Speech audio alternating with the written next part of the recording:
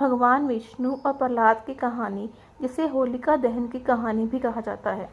आइए शुरू करते हैं।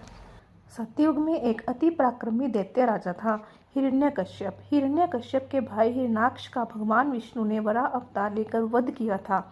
इस कारण हिरण्यकश्यप उन्हें दुश्मन मानता था।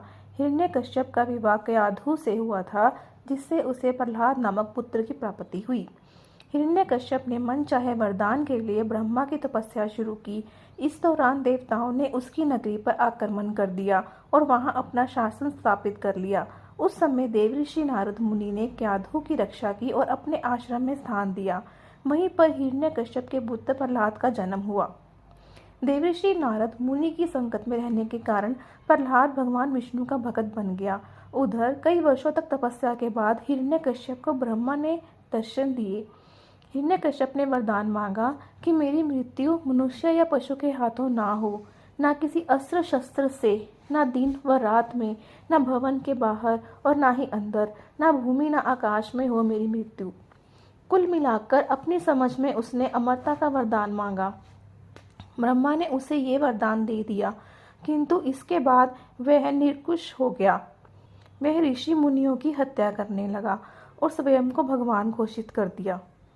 किंतु स्वयं उसका पुत्र प्रहलाद विष्णु भगत में लीन हो गया। ये बात हिरण्यकश्यप को पता चली तो वो गुस्से में फट पड़ा। बार बार समझाने के बाद भी प्रहलाद ने जिद नहीं छोड़ी, तो उसने उसे मारने का फैसला कर लिया। हिरण्यकश्यप की एक बहन थी होलिका। होलिका को भी भगवान ब्रह्मा ने एक वरदान दिया था, यह कि उसे अग्नि नहीं ना जला सकती है। हिरण्यकश्यप ने होलिका को कहा कि प्रहलाद को अपनी गोद में लेकर अग्नि में बैठ जाए, ताकि प्रहलाद भाग ना सके और वह उसे अग्नि में जलकर खाक कर दे। होलिका ने ऐसा ही किया, किंतु वह खुद भस्म हो गई और प्रहलाद बच गया। कहा जाता है कि होलिका ने के एक वस्त्र में ना जलने की शक्तियां समाहित थी, किंतु भगवान विष्णु की कृपा से चली तेज आंधी से वह वस्त्र होलिका से हटकर प्रहलाद के शरीर से लिपट गया था। होलिका के जलने और प्रहलाद के बच जाने पर नगरवासियों ने उत्सव मनाया, जिसे छोटी होली के रूप में भी जानते हैं। इसके बाद जब यह बात फैली तो विष्णु भक्तों ने अगले दिन और भी भव्य तरीके से उत्सव मनाया। होलिका से जुड़ा होने के कारण आगे इस उत्सव का नाम ही होली पड़ गया। उधर हिरण्यकश्यप ने प्रहलाद को मारने के लिए उसे एक खंभे में बांध दिया।